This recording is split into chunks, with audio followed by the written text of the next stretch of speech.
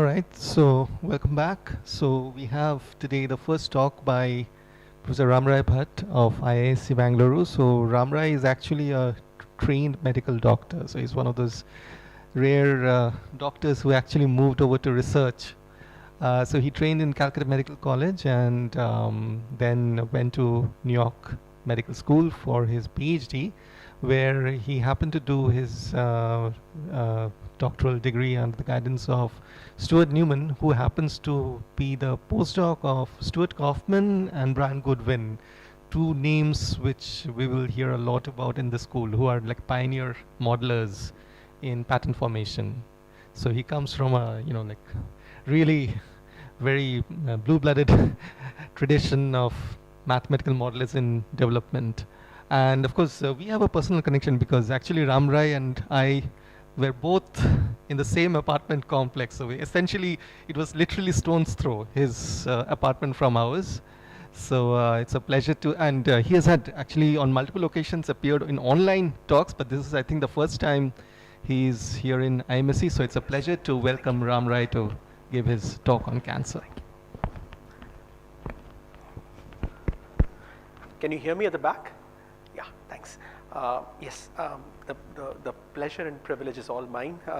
Shitabru, thank you so much for inviting me to be part of this workshop. Yes, the lineage is so blue-blooded that I promptly quit development when I could and moved towards a problem that I thought was simpler, cancer.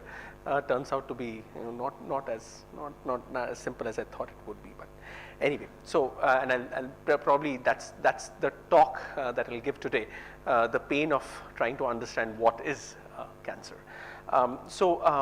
The way I've sort of split this is the 1 hour talk today would be more of a pedagogical exposition of how we can understand cancer in ways that might be distinct from how cancer biologists look at it. So to join the crowd from a more multidisciplinary perspective, and then I will spend tomorrow's 1.5 hour time to talk about some of the work that we are doing in cancer biology, or some of the work my group is conducting over the last 8 years that I have been in the Indian Institute of Science. So I would prefer to do this a little bit more interactive, and so I would hope for some more participation. Also another thing, it's fun to be following Mohit, especially because he's talked about certain concepts that I wanted to bring back into a discussion, if you will, and then sort of build on some of those concepts and also talk a little bit more about the experimentation, because I'm primarily an experimental biologist. I've been trained in performing experiments to understand the science that we do. So this will be a biology heavy talk, so statutory warnings. Okay, what is cancer? And it's not a rhetorical question, it's a question to you guys. What is cancer? Anybody, any thoughts? What comes to your mind? We'll build it from there on. What comes to your mind when we think about cancer? Yes, it's a deadly disease, but no, let's go beyond that. Any special characteristics that makes cancer different from influenza, from hypertension, from stroke? Yes, please.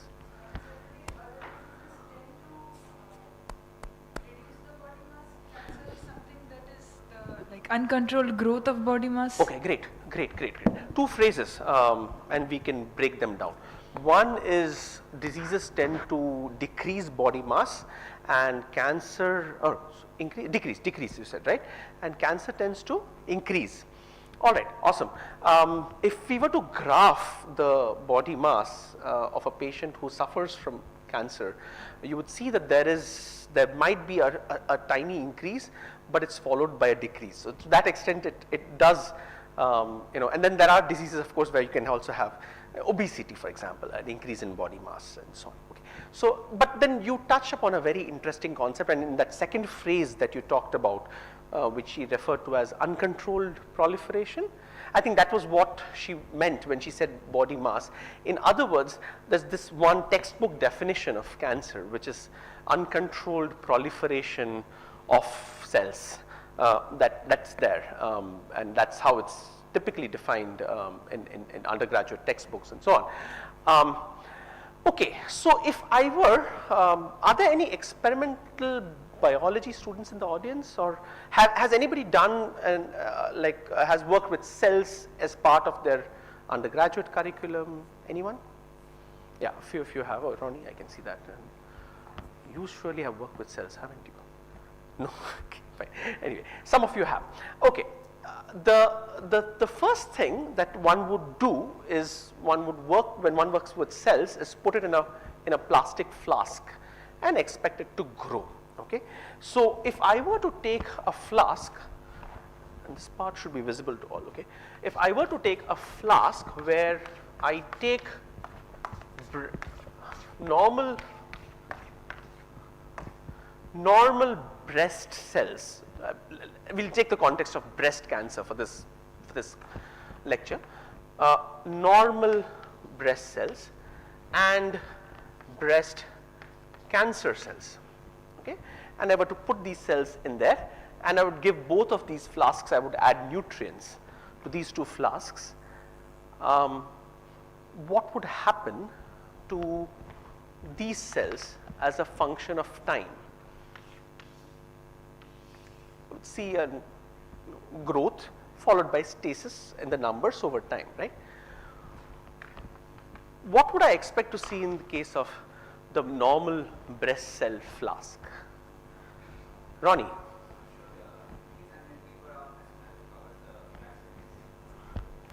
That's kind of similar to what happens here as well, because after some time cancer cells also tend to die out because of competition of nutrients and so on. So if I were to compare that with this out here on this graph, yeah, what would you? So the plateau will be at a lower value of x. Something like this, right? Okay. Maybe even lower, because it only has the bottom surface to. Sure. Okay, say we stop at a stage where the cells have reached 100% density. Would it look like out here at this stage? This is the 100% confluent stage or density stage. Or would these numbers be different, or do you think it will be like this and then come down like this? Is that what you had in mind? You've put cells in a square unit area. After some time, the cells have covered that area. They've completely covered that area. That's your 100% confluence. Confluence is a word that experimental biologists use to basically define occupancy. You have 100% occupancy now. Okay. So what would you think is happening for normal cells?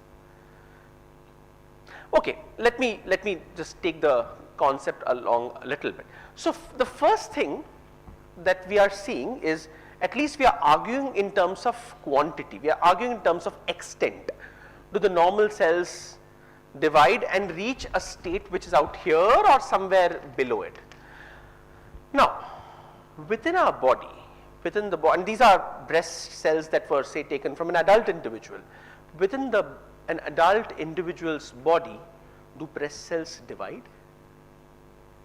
They don't. If they were to divide, our organs would grow ever larger. If these were liver cells, my liver would be growing larger. Now, why is it that these cells then are dividing? And yes, they do divide. They do divide at a particular rate. Why are they dividing? When they are not supposed to be dividing inside the body, why do they divide out here? True enough. Here I have not given any injury. Even if there is space for them to grow, they will still not grow. There is a lot of space. In fact, our body is full of negative spaces, as one would call it, which is like the space which is unoccupied. There's a ton of space. It's an interesting concept, and we can come to that, but that doesn't seem to be the reasoning here. Yes?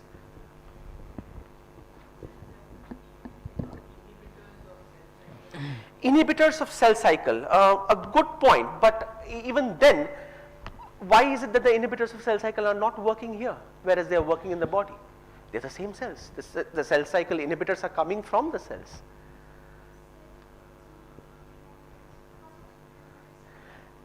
fair enough, telomerase, the same cells are here with the telomerase inside them, the same cells are in the liver of the body with the telomerase inside there. Why still does the cell here divide and the cell there doesn't? The regulators of the cell cycle is mutated, that's because it's growing There is no faster. mutation going on. I'm talking about normal cells here. We presume that there's no mutation going on. Yes, to an extent, yes. To the extent that I'm simply making a point that quantitatively the graph, it is coming somewhere here. Well, I can even challenge by saying there are normal cells which will completely follow the cancer cell and perhaps even reach here. So they are dividing as prolifically, as uncontrollably as cancer cells. Okay? Sorry? Epithelial cells stop the growth of the other cells that is Okay, not present. great. You mentioned one term, that's a wrong answer, but I will keep this term for later. Epithelial, because Mohit also mentioned this term many times, EMT, epithelial, etc. No, these cells are epithelial cells. Liver cells are epithelial cells, breast cells are epithelial cells. Epithelial cells also divide. Okay?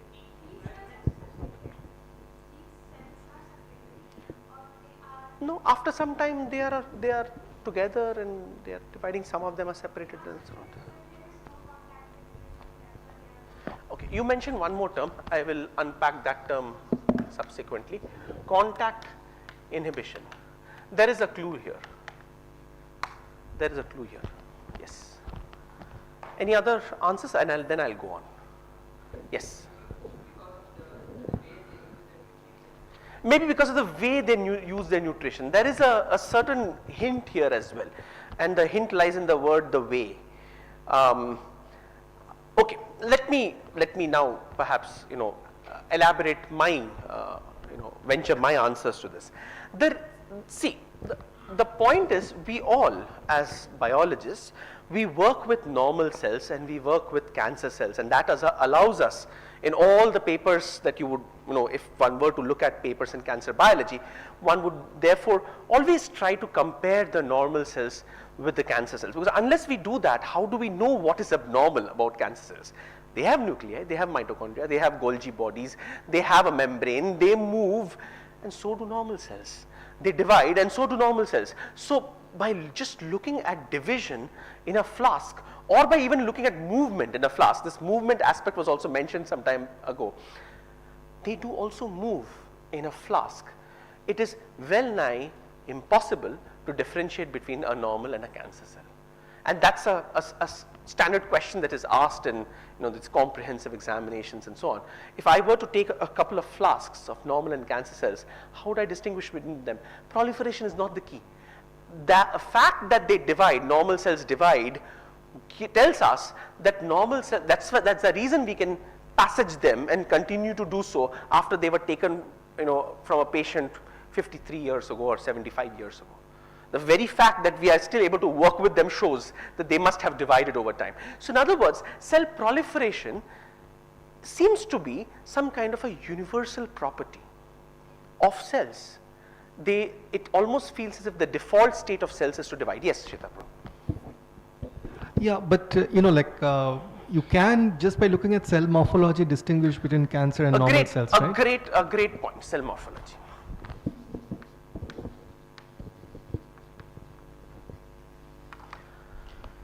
If I were to look at, sorry, yes, No, continue with that also. Okay, if I were to look at this, now I was looking macroscopically, if I were to look at this under a microscope, breast cells are looking like this. Normal breast cells are looking like this, cancer cells are looking like this. I mean, humor me when I say this, that it's not easy to distinguish based on cell morphology, again, by looking at these cells, which one is what. By nucleus we can distinguish it. No, we cannot. If by cell shape only we can't distinguish it, by nucleus also we can't distinguish it. There are some aspects though, I give you, there are some very specific aspects by which we can distinguish it. Yes, Rahul, sorry, yeah, you can get back to you. I'll talk about that. So can we distinguish them by stiffness? So they seem, cancer Stiffness. cells seems to be a bit stiffer than the normal Do cells. you mean the stiffness of the cells itself? Not the cells, but the cluster of cells. By the cluster of cells. Okay, okay. Okay, stiffness. We can get to stiffness as well, if there is time now. Okay, or else I can talk about stiffness tomorrow as well. All right, I'll move ahead. So I was just going to ask about, yes, you Ram. mentioned we are working with cell lines from 50 years ago and 75 years ago. These are all either they are cancer cell lines or they are immortalized, so normal cells die, right? So the Yes. apoptosis So these pathway are is- immortalized. So yes, Right. to that extent they have sort of gone past that Hayflick's So, limit. I mean, I don't know what the answer here is, but my impression was normal breast cells will eventually die off. To keep them alive, you have to do something. Immortalize them. So there is the introduction of a particular viral gene that will allow them to therefore evade senescence after a while. I buy that point. And that comes to the telomerase aspect, that to that extent. But that's the point again.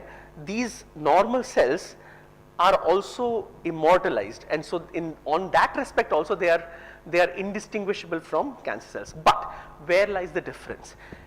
If I take these cells and put them within a three-dimensional environment, an environment where they don't see plastic, and there lies the point of the stiffness as well, which we'll come to in some time, where they see themselves in the same environment in which they would see themselves in the breast or in the liver of the individual, there things start becoming different. I've taken the same cells and now I put them within an environment, within a proteinaceous environment.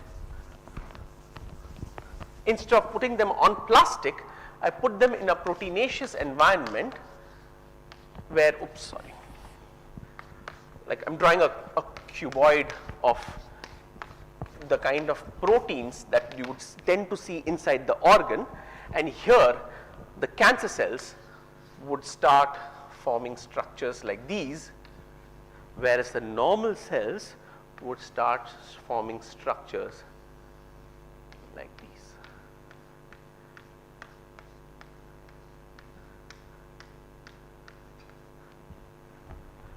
This represents a gland.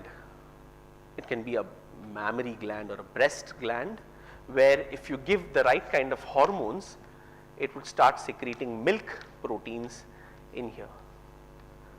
So it, in other words, replicates the structure and function of its physiological self when placed in the right biochemical and biophysical microenvironment. On the other hand, in that same breast microenvironment, you put the breast cancer cells and they start doing what they would otherwise do also, moving, breaking down, degrading, dividing.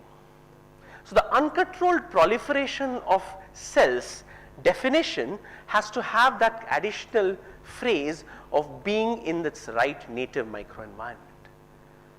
Yes?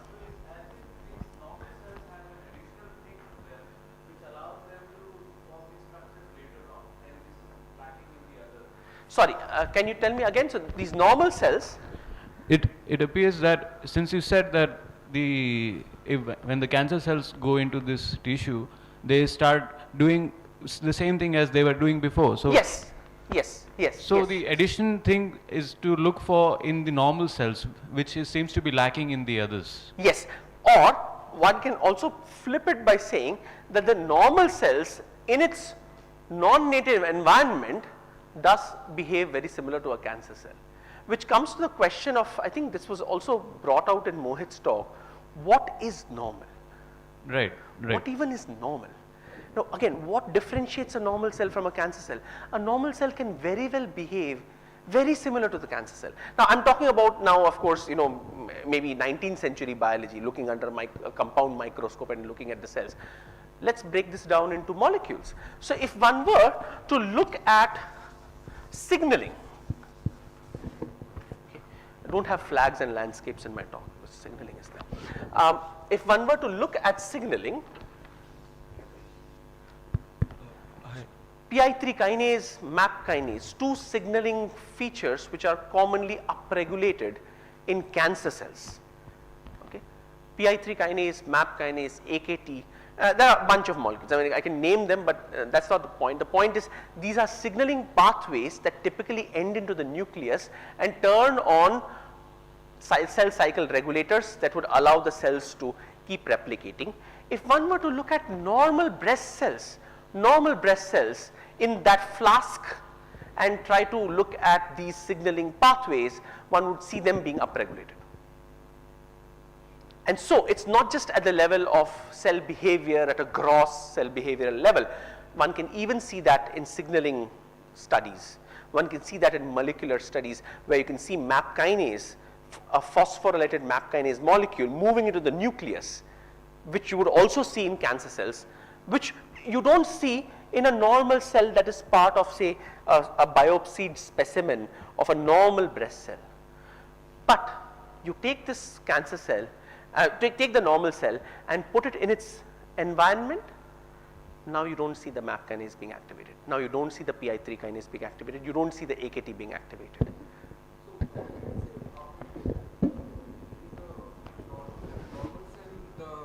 The kinase level that you will see, so in a cancer cell it will be like higher, it will be a higher level. It would be the same in the flask. In the flask, the MAP kinase activation in a normal cell is equivalent to the MAP kinase level activation in the cancer cell. So what is being different in the signaling? In the flask, they both are in that same plastic environment, and hence they behave behaviorally, they are similar to each other, and even at the level of molecular signaling they are similar to each other.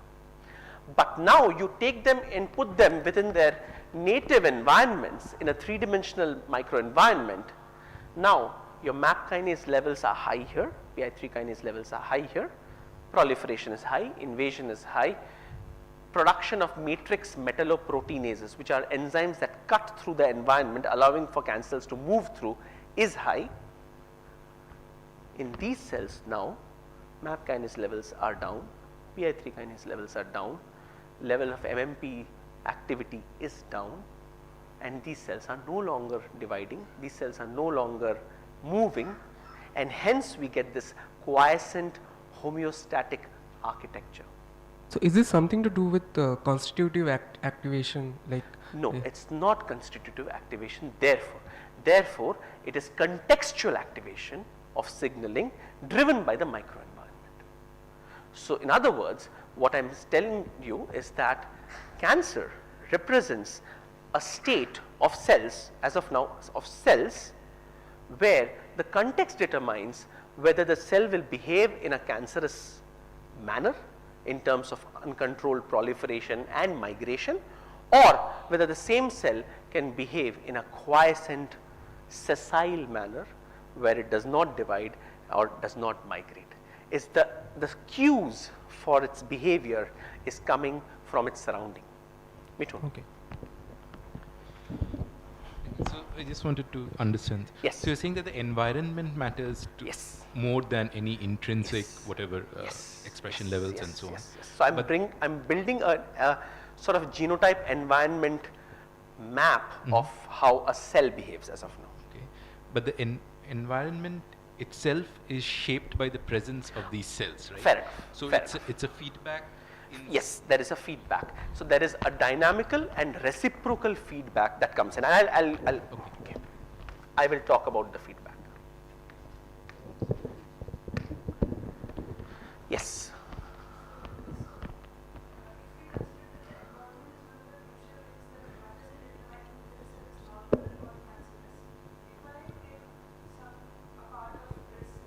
Yes. So taking a part of breast cells and then putting them somewhere in the liver. Yes. Will they proliferate into cancer? Brilliant question. That's been done by Gil Smith at NIH, who did a lot of these lovely experiments, and what he found out was that in many cases, if you know, some trickeries of course that experimental biologists apply, but with some tweaks and so on, the mammary cell can be differentiated now into a hepatocyte or a liver cell in the liver microenvironment. Yes. Okay. So I mean, he took stem cells, and so because he gave it some potential for it to divide. So if you give it some potential for it to sort of change its differentiation fate allowed some level of plasticity, because a cell that is differentiated is very difficult to sort of pull it out and bring it into another environment. But if you put it in another environment, it will take the fate of that environment, and not just that, it will get integrated with the liver environment and behave like a liver cell completely. So that's been done, yes. So, yes. As I understand, pretty much similar question to her. Yes. So if you take a cell which you think is cancerous in somebody who is a cancer patient, you take out that cell and try to embed it in a person who's fine. Yes. If one were to imagine such a thing, yes, that person wouldn't catch cancer, it seems. Right. So a kind of this experiment was done in 1970s by David Dahlberg and Mina Bissell. She was my postdoctoral advisor. Where it was not the exact experiment that you suggest, because that's a little harder to do. Yes. But what was done was that this was done in chickens. So in chickens, chicken embryos, because at that time chicken embryos were, could be studied very easily, because you can manipulate a chicken embryo and actually watch it within the egg. What they did was they overexpressed a particular oncogene. Oncogenes are genes that when get mutated, turn on the cell cycle regulators towards allowing cells to divide fast. Okay? So one of the most famous of these genes are called RAS oncogene. So the RAS oncogene is a gene that basically, the point being that if you have a mutation in that gene, the cells start dividing like a cancerous cell. They put that RAS oncogene into the wing cells of the chicken and watched it. In an embryonic state, nothing happened. When the chicken became an adult hen or whatever, it started dividing. Other words telling that an embryonic microenvironment discourages, even if you have the right kind of oncogenes or right kind of genotypic state for a cell to divide. If you have an inhospitable microenvironment, it will prevent the cancer from spreading. But later it did spread. But yes, once the environment has changed, because an embryonic environment is very different from an adult environment. Kind of, harks towards why we get cancer more as we grow old also. But that's for a different lecture. I'll talk about that tomorrow. Yes. We can. So we can say in the end epigenetics matter. Well, I can also say cells matter. I mean, it's just, these are terms, right? Yeah. You are absolutely right. To that extent, there is, I'll sort of, pay respect to the point of epigenetics matters by saying that you don't need mutations to get cancer. Gene expression can also get you cancer if the microenvironmental insults get transmitted instead of a mutation taking place. To that extent, yes, epigenetics matters. Yes. That you, started off with. Yes. But now having the microenvironment, yes, at least partially. Yes. Some elements of it. What is the difference that we would see? Right. So the difference that you would see, so in the flask, is it? Are you asking about the flask? So in the flask, what you don't have is this proteinaceous matrix that surrounds the cells in those cuboids, and that's what instructs the cell. So thank you for giving me the cue. Let me now build the idea from a cell onto a tissue state. Okay. So just maybe hold on for like 5 minutes, and then we'll again take the questions. Okay. So you would see that I have drawn a multicellular state here. Okay, not a single cell state. Most of the things that I was talking about can well relate to a cell, right? So I've drawn a multicellular state here and a multicellular state here. Where is multicellularity coming into this picture? Well, I was talking about microenvironment, MAP kinase signaling, cell proliferation, cell migration. Why is it that the cells, they could all sort of stay in this cuboid as single cells and do what they had to do? Why did I draw this here like this? And there's another angle with which we can enter here. If you remember Mohit's slide on EMT, again, Mohit draws his epithelial cells like this, and then he drew his mesenchymal cell as something like this. The reason why his cartoon had these shapes and epithelial cell was not something like this, and mesenchymal cell was like this? There's a reason. What's that reason? What's the reason I too have drawn my cells here as, you know, cubes to columns kind of structure, whereas out here, oh, that's gone now, the cancer cells were like all over the place. Again, microenvironment. Microenvironment, what it does now at the tissue level. So let's start building the molecules and the cell biology together. Oh darn, I've rubbed all the key terms. It's okay, we'll come back to those. Let's start building what the microenvironment is doing. So the question to, you know, what is it, what was not there in the flask, what's there in that cube, three-dimensional cube, that allows them to behave how they have to behave. What you have is, so now we are looking at this in a sort of, you know, wide arc, a small arc of a wide circle, big circle. So if you look at these normal cells as they exist in our body or in that cube structure, what is it that's going on out here in molecular terms? What you have is this matrix which is present out here. Now this matrix consists of proteins. These proteins are extracellular proteins, and therefore they form matrix-like structures, network-like structures, and therefore they are called extracellular matrix. This matrix basically connects with these cells via receptors such as integrins. Okay. Names are not very important here for the purpose, but I'm just, since I'm discussing them specifically, I'll just put in the specific terms. Via integrins. Now what happens subsequently is that when these linkages come together, which don't happen in the flask because there is no matrix in the flask, what now happens is this signaling tends to do a few things inside the cells. A, it tends to, so let's put it this way, integrin ECM, okay. Once this linkage is in place, it tends to inhibit MAP kinase phosphorylation. In doing so, it tends to douse proliferation. It also tends to inhibit a different set of integrins which are involved in migration, proliferation. In the process, it tends to make cells less migratory. And there is also crosstalk here between the integrins and MAP kinase, which is positive in nature. So if these two are present, they would push each other, and that's why proliferative cells also tend to be migratory, and vice versa. Now, what it does is it tends to now tends to induce the expression of E-cadherins. What are these molecules called E-cadherins?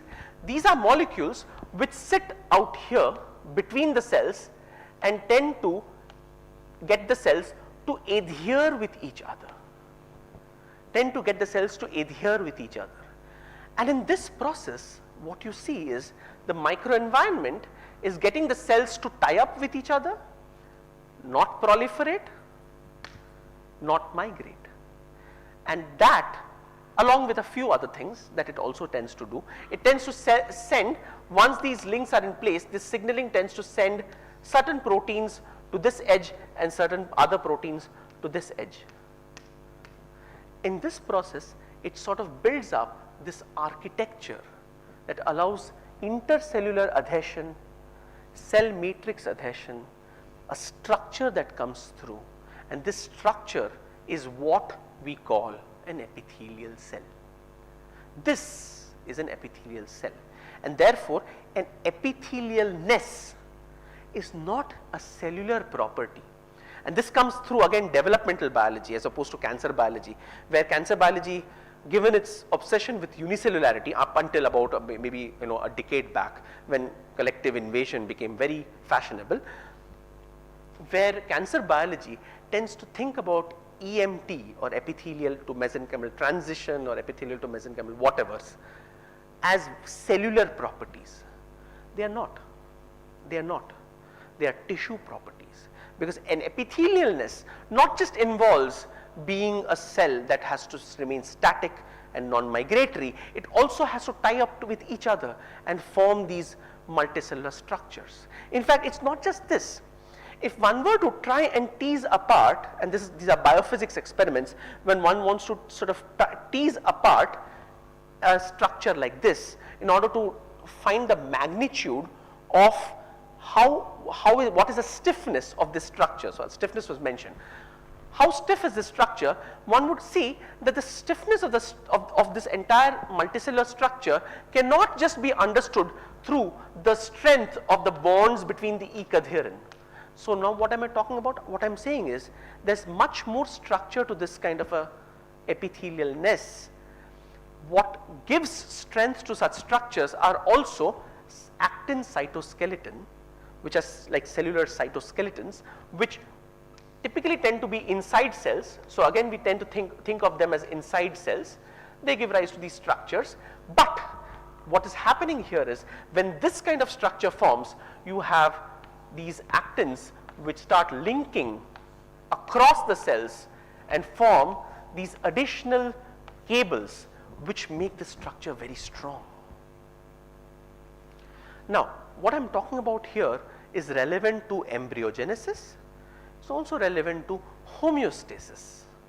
And it is these actin structures which move across, which are sort of mesoscopic in their scale. They move across the cells, which gives rise to tissue level property.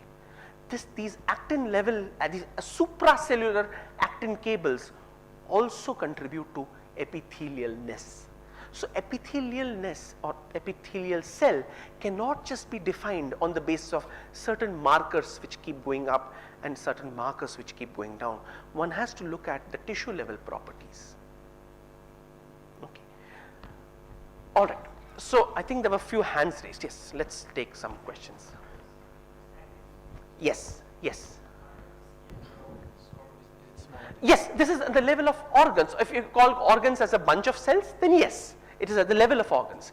To the extent that if you were to stain for actin in that structure that I showed here, right, you would, and you know, with these are the individual cells, right. So I would, in a classical context, expect to see the same level of actin out here, out here, out here, and out here. What I see though is there's an immensely strong, continuous layer of actin which is out here. And this actin cable, which perpetuates and along with the cadherin sort of builds up, gives strength to the structure. Yes, yes, yes, yes, yes, absolutely. Well, okay, if you were to talk about the breast as an organ, the breast as an organ would consist of thousands of such ducts. So you would see it in all the ducts. You would obviously not see it across the organ, because an organ doesn't consist only of cells. It has the matrix between it as well. So between the units of the organs, yes. But in the tissues, yes.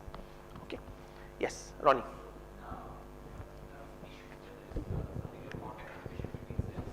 So can one decouple the contribution which comes from integrins and cadherins?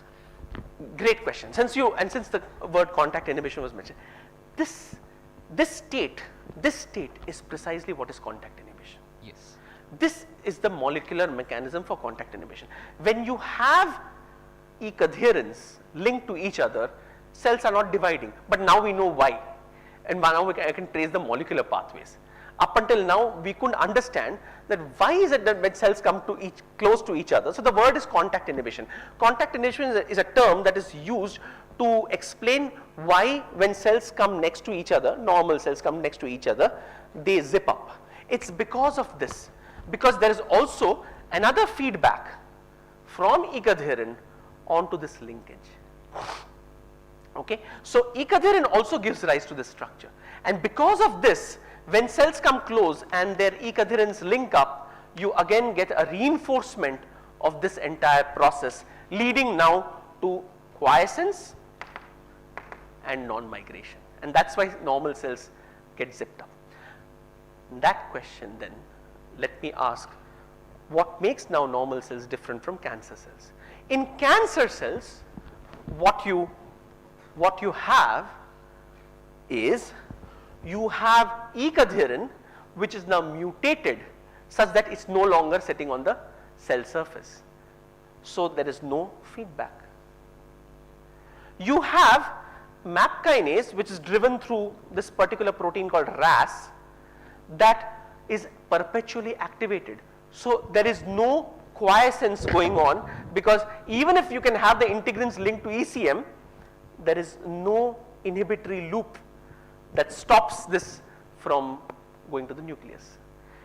You have delocalized integrins because of other mutations that prevents this loop from going down to the integrins, and hence in a cancer cell, even with the right context, and hence that cube of the cancer that I showed, where even in that native environment the cancer cells tend to migrate and proliferate, is because these feedbacks are all wiped out due to mutations.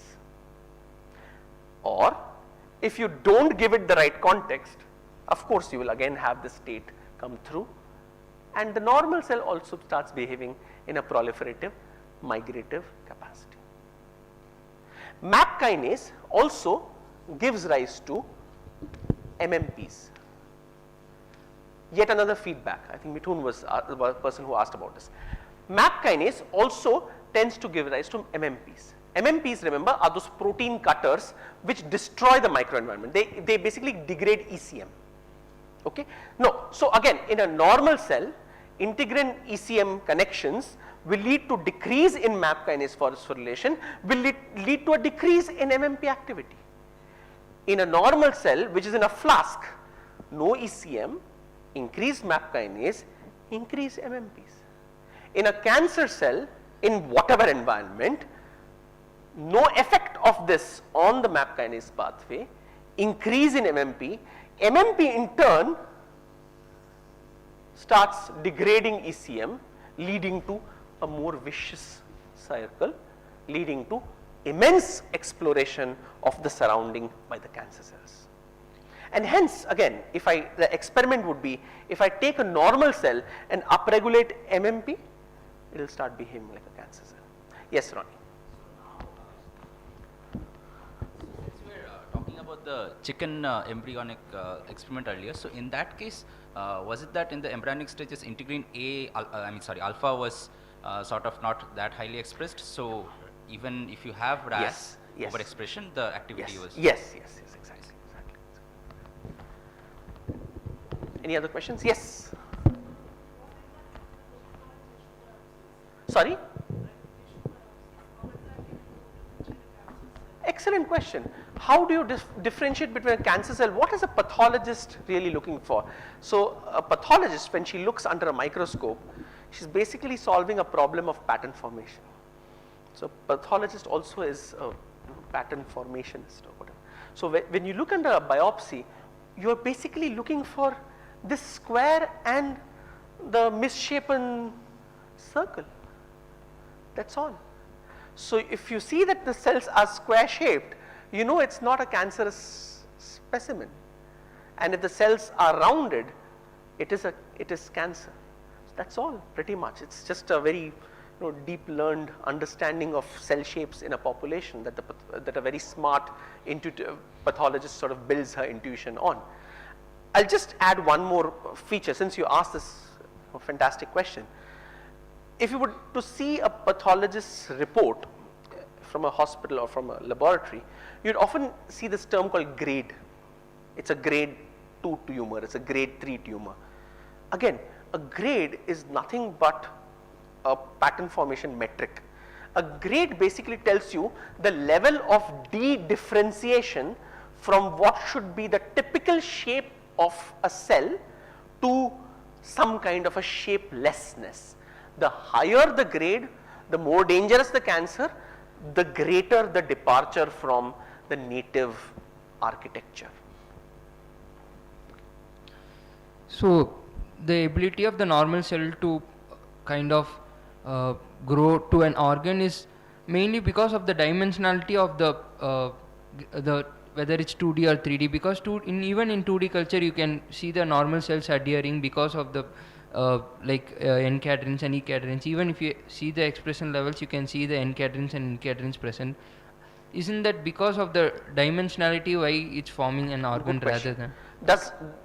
Is it the dimensionality, or is it, so I tricked in the aspect that when I talked about dimensionality, I did not also talk about the sort of the biochemistry, and I'll elaborate this a little bit. So is there a way therefore that I can get cells in a two-dimensional environment to also behave in a non-migrative, non-proliferative capacity? Okay, if that's the question you're asking, because the flask was two-dimensional, right? So I can, and the way I can is by having the right kind of matrix on the surface and also giving it the right stiffness, the right elastic and viscous modulus. So now we come to the point that one cannot now put these normal cells in any environment, any three-dimensional environment, and expect it to behave like a normal cell. You need to have the right biophysical properties and the right biochemical properties for those cells to now become quiet and not migrate. Okay? Yes. All these signals that you mentioned over there, I want to know which of these are actually dependent on just the environment and which have to do something with the cell. So it seems as if this is entirely, right now it seems as if it's entirely the environment's game. Entirely the? Environment's... No, it's not. Remember, that's why I drew this pattern as a means of showing you how what she said about epigenetics or what a cancer biologist says in terms of mutations can all be accommodated into this idea. Let me belabor this point. You have the environment keeps the signaling in check, the signaling keeps a modulator of the environment in check, and because of this the entire state remains in a quiet state. Okay. Now what can happen is, if you have the wrong kind of environment that sets the signaling towards a cancer-like behavior, that leads to a modulator of the microenvironment getting turned on, which goes and breaks the same environment, leading to a cancer-like state. Okay, that's your epigenetic idea. A genetic idea would be, whatever your environment might be, a chance mutation in the signaling pathway leads to the signaling pathway becoming independent of the environment, leading to an upregulation of the signaling towards a cancer state, leading to a modulator of the environment now coming through, which breaks the environment. Okay, so mutations is the... So your environment, your epigenetics and your genetics all are linked under the same signaling network. But the point I am trying to again build is, the signaling network is not that of a cell, it's that of a tissue. It's that of a tissue, because again I can break this not using a cellular feature like say the MAP kinase, but using E-cadherin. If I take the E-cadherin and alter it, that can again lead to changes in the cell ECM environment. I'm sorry, I'm not a biologist. Never mind. What is E-cadherin? E-cadherin is that which links cells to each other. Right, that's okay. But what is in the other source words, of it? A modulator of a tissue state can also drive the state towards a cancerous state or a normal state. Yes, I understand. It's providing the force for them to be together. But the question is, what is the source of it? Again, it's the environment, right? No, the source of it, the source of this protein is the cell. Is the cell? Okay, cell. I see. The cells are making all the proteins that are required. Even this environmental protein is being made by cells. So the cells in the microenvironment are linked in a harmonious fashion as long as you don't have alterations in this environment from an extraneous environment, such as say wound healing. Why is it that often tumors are associated with wounds? Because what has happened in a wound is that this linkage is now coming under threat. Okay, so I think there's this biologist called Dvorak who said that a tumor is a wound that never heals. Fanciful statement, but whatever, there's some logic there that's hidden, and that is here. the extracellular matrix and this particular linkage is what can get altered in a wound. And if you have the wrong kind of genetics or some kind of insusceptibility here, you can lead to this linkage now getting broken, leading to this state again coming through. So therefore, the wound or wound healing aspect also comes into the picture. Yes. Or is it like the mutation? Okay, also let's talk about the environment. If I were to think of this as, say, for example, a lung cell, okay, how would I connect smoking with this state? Now let's talk about an completely macro environment. I was not talking about the macro environment. I was just talking about the environment, a biological environment around a cell. What happens when, say, you have pollution or smoke coming through? So the environmental cause of cancer. Can we link that also to these molecular mechanisms? Yes, we can. How? So say if you have smoking or pollution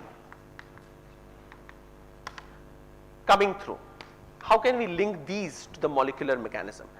Smoking or pollution typically brings from outside that organ, maybe I should start drawing from this side now, from outside the organ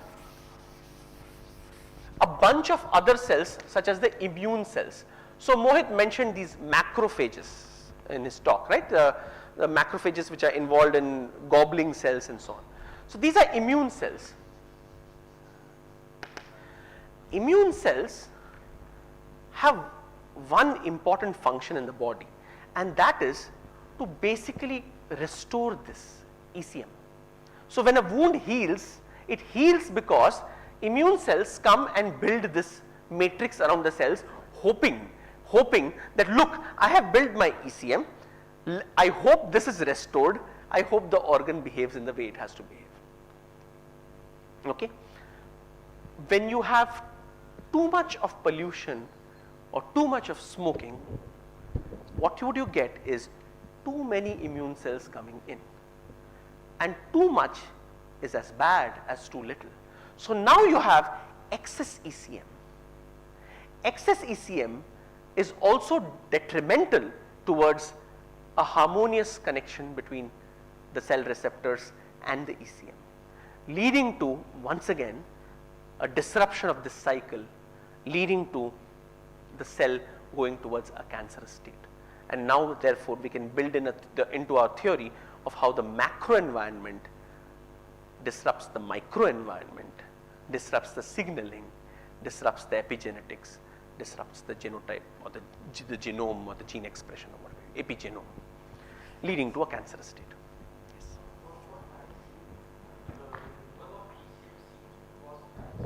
How can excess ECM cause the cancer, because it will actually repress the pathway? And yes, to a great extent, yes.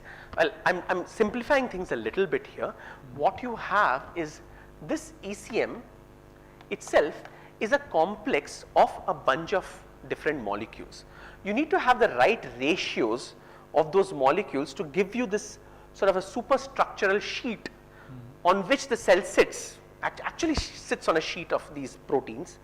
But now when these immune cells come and they in turn react to the pollution and the smoking and so on, what they do is when they produce excess amounts of this extracellular matrix, often the compositions or the ratios of which these proteins are is disrupted, and that leads to this sheet not forming properly, and that leads to those linkages not getting right. One more thing, yes, is please. that why the cells are a bit stiffer, the cluster of cells are a bit stiffer? Yes, precisely.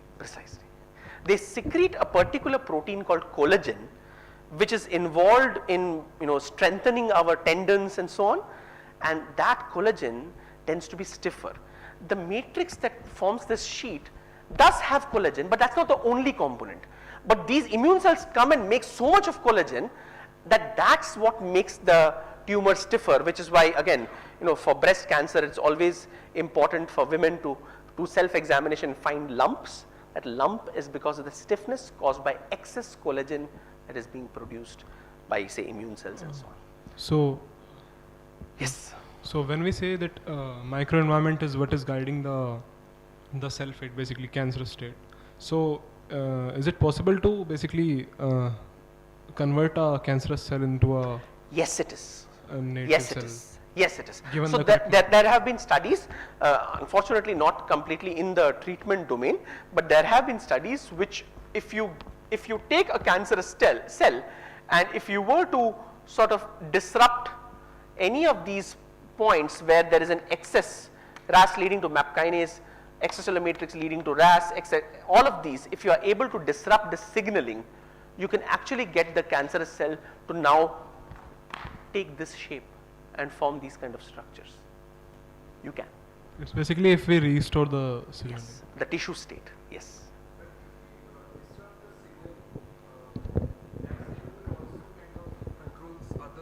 And that's the reason why these therapies fail. So the most sort of exciting therapy based on this particular idea came out in terms of MMP inhibitors. So towards in the early 2000s, in the early 2000s, MMP inhibitors were tested as a great breakthrough for cancer therapy, because the idea was simple. If you inhibit MMP, this whole thing can probably shut down, right?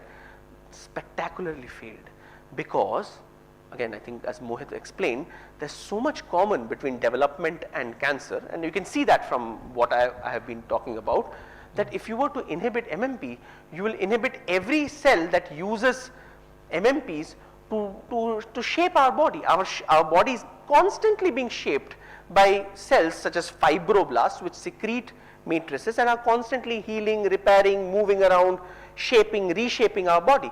And if you were to use MMP inhibitors, all of those processes will stop, and as a result, we will probably die of something much earlier than of cancer.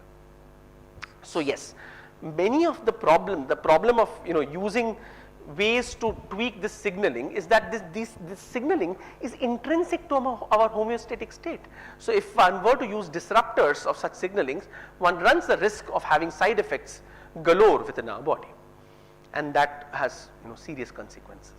So what is the popular procedure right now, I mean, that is used to tackle this? So the popular procedure still in most cancers happens to be brute force chemotherapy, which is that you use agents that forget all of this and go right into the heart of the nucleus, where they intercalate within the DNA and sit there, such that if the cell divides, which cancer cells divide, if the cell divides, then it will basically cause so many DNA damage points that the cell will die.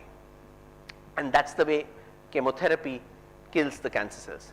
That's the same reason why chemotherapy also kills every other dividing cell in our body, such as the hair follicle stem cells, which is why we lose hair, such as the stem cells sitting in our intestines, which is why we tend to vomit or have diarrhea when we take chemotherapy, and so on.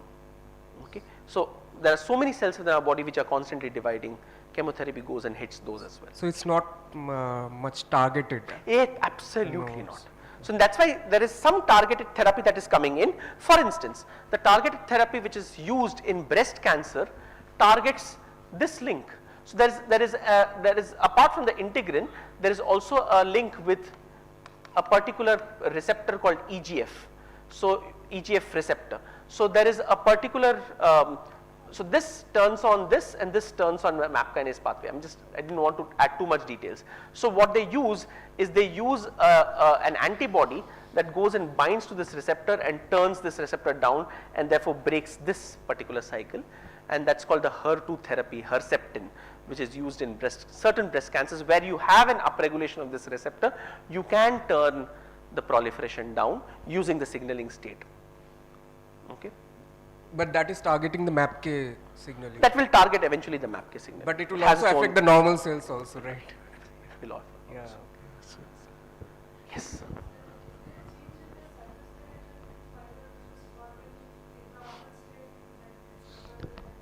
Thank you for asking that question. So that's the difference. That's the reason why Mohit drew his E cell like this and his M cell like this, because you have actin cytoskeleton shaped like this, and that's what leads to the square to rectangular state. if you were to examine actin out here in these kind of cells, the mesenchymal cells move in this manner, and you have excess of actin here and an excess of actin in these sort of extensions of the cytoskeleton, and here you would see actin present.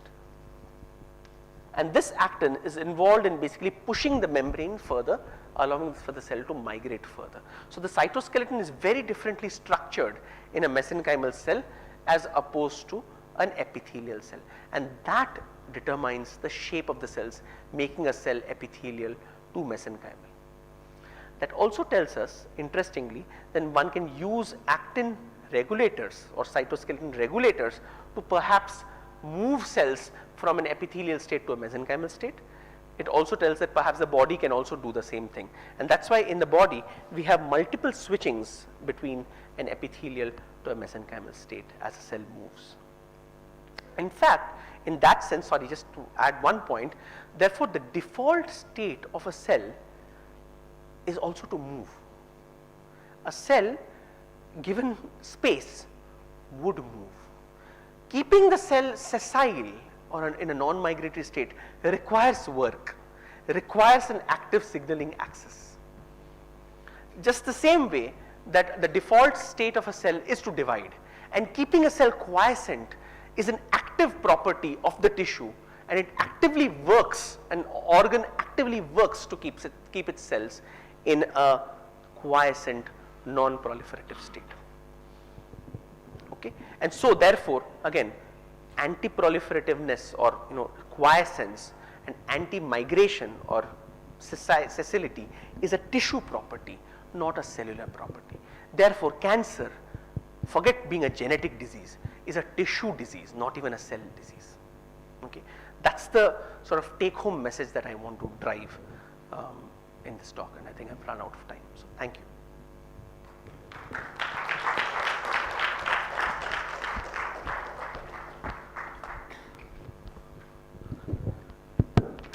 All right, so since there were lots of questions during the talk, we'll just probably break for lunch, but I'm sure Ramrai would be very happy to answer any questions during lunch. So lunch is in the same place as before, across the street on the upper floor of the cafeteria.